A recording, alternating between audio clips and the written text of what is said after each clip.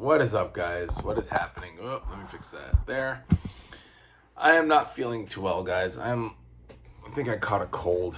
The weather is changing here in New York, and I don't know. I feel like garbage. But I wanted to do a book review on Volume 3 of Conan, which I finished today. Started it yesterday. I know the last two volumes I finished like in a day, just like that. But this one took me just a day to complete. Volume 3, it is The Curse of the Golden Skull. Yeah, it's still Roy Thomas and John Buscema doing the artwork. I'm going to put that down right here. This you should get in your comic book store if it sells Conan anymore. I don't know. But of course, as we know, Marvel lost the license, so there are no more Conans anymore. So you're going to have to get what you can find either online or in your stores and all that good stuff.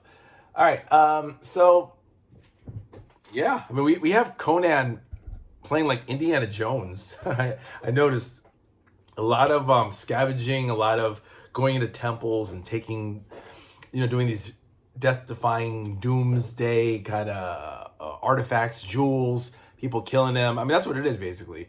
Conan is like the Hyborian Indiana Jones.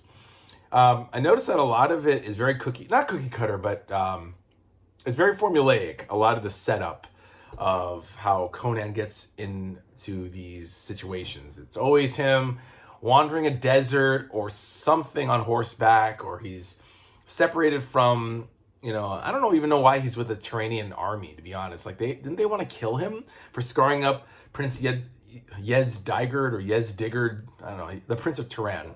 He scarred up this dude's face, and they were supposed to like hunt him and kill him, and for some reason he's now in the army. Actually, up to now, I finished 42, so now I'm up to issue 43.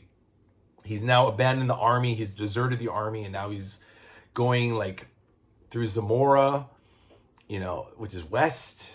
I don't know where he's going, but yeah. But it always starts out with him meeting somebody in distress, from bandits, brigands. Brigands, by the way, are bandits, which I like. I like using that word rather than bandits or killers or marauders or raiders. It's brigands. But it pretty much starts the same way. He finds an old man. He finds a damsel in distress, somebody that needs saving, and he has to rescue them. And in some cases, Conan gets rescued by some people. But it's always like out in the desert, and then someone has like a task for him to do, like a mission, a quest, something. And he's like, okay, I'll do it. If a woman is involved, he's like, oh yeah, I'll do it if I can fuck her. That's really all Conan wants to do. He wants to fuck the women and have everyone just leave him alone. It's like Conan just doesn't give a shit. Again, he lives by his own code, which is cool, but man, Conan just wants pussy. That's pretty much it. And who could blame him? A lot of these women are very attractive. Like for animation, like John Buscema really draws women very sexy. Like I hate to sound like a weird incel, but because I'm not, I promise. But man, you can see why Conan really wants to bang these women. And I mean, it's funny, and these women are always deceiving him, or they two-time him, and he's like, okay, I forgive you. Like, he's a dumb guy. He's a dumb guy who thinks very little of women. But man, I will say that Roy Thomas is giving Conan a lot more humor. This is volume 3 I'm talking about, by the way, The Curse of the Golden Skull. Right here. Oh, it covers issues 27 to 42 and annual number 1. Forget that annual number 1. I don't know why they included that. It should be just cover. I mean, it literally is just a cover of annual 1 and a bulletin page, which is totally meaningless. They should have just deleted that from this and just kept it issues 27 to 42. Don't even worry about annual bullshit. But yeah, I really enjoyed the stories. A lot of it felt like an Indiana Jones serial. And because of course a lot of it, Robert E. Howard is from the 1930s. Oh, I guess Indiana Jones wasn't from, well, maybe what it was, right? Like Indiana Jones was like an homage to those pulpy B-movie serials from the 30s and 40s. So I guess, yeah, and Robert E. Howard, that was his era. So maybe that's why they seem similar. The whole adventuring and discovery and thieving, going into caverns and stealing jewels and unleashing monsters and whatnot. But I like it. I like Conan as himself. Great anti. I mean, he's a hero, but I feel like he's more anti-hero in a way. He does like really questionable things. In issue, what was it, 41? He fights like this tree, like this woman who, oh, such a weird issue. Well, like really cool, but it's like he's led to this oasis from this chick, of course, because it's Conan, and the oasis has like all these skeletons at the bottom, and it just turns out that she lures men there to suck them dry to the bone, and she tries to do that to Conan, but Conan saves her from the brigands. And the tree, I guess they intimated. Oh God, what's the word? They insinuated. There we go. They insinuated that the tree or whatever came from outer space. They mentioned spores, and it got me thinking. It's like, oh yeah, even though the Hyborian Age was a long, long time ago, it is possible, and it is connected to the Marvel universe. It is possible that like things from outer space created these monsters and characters. It's like, why does I was thinking about this afternoon. I was thinking, why does Conan fight giant bats and snakes and stuff like that? Were they mutated? Were they sent from outer space from some far-reaching planet and came to Earth during the Hyborian Age? We don't know, but they insinuated that, yeah, this tree, this man-eating tree, it was really weird. It had all these vines and it had a mouth like a maw, they call it, like a gaping maw, eating all these guys and turning into skeletons and sucking. It was like, ugh. But yeah, it made me think a lot of the Hyborian monsters probably came from outer space. If we want to say that the Marvel universe or even the Hyborian Age is our world, like our world here, it's pretty valid to say that these creatures came from outer space and crash landed to Earth and migrated and grew up here. I don't know where I'm going with that. Anyway, my point was, Conan hacks the shit out of this girl because he realizes this girl is like a succubus of sorts, and he just cuts her. And the description, Roy Thomas describes it as what was it? I gotta like he says that Conan slices her until she's like unrecognizable as a human. And there's no blood, but there's just the implication of him just slashing with the sword on this girl, and just until she's like pulp.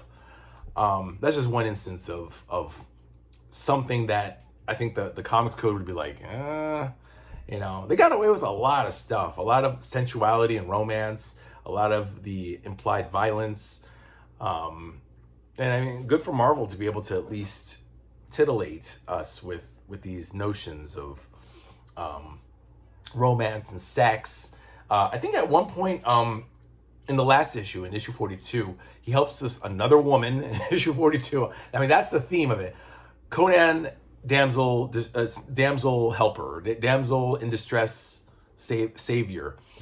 In issue 42, I think it does imply that the girl was raped. She was beaten by, it's really sad because she's being manipulated by a baron to get this dragon head from this dude from Khitan, which is basically China. Khitan, or no, excuse me, Khitai. Khitai, the people of Khitai are called Khitans or Khitans. And I think it's implied that the guy beats her, and both the baron beats her and then this Asian dude beats her. And I think they implied that she was raped. So she tells Conan, and Conan just kills them both. And there's like a gargoyle, and the gargoyle is, awesome. I love it.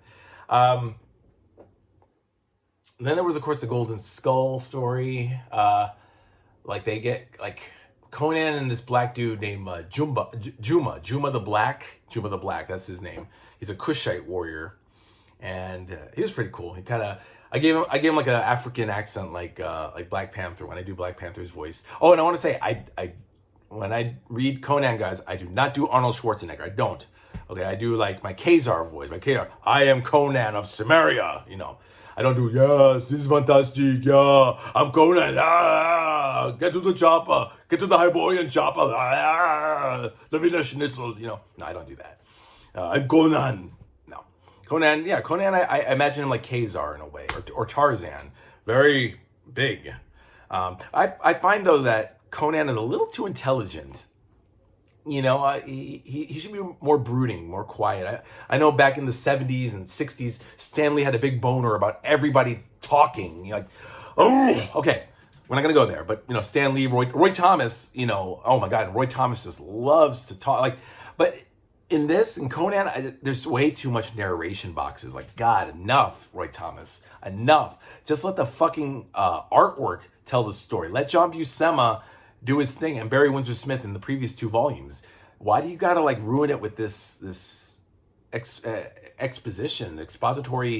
explanation? You know, shut up. You know, but great stuff. I mean, oh my God, Conan the Barbarian is probably the best comic book, even better than Spider-Man and Fantastic Four back in the day. I mean, it's funny, guys. I really thought, gee, how am I going to enjoy a book that doesn't even take place in the Marvel Universe, that there's no superheroes, no superpowers, no Spider-Man, no X-Men or Avengers?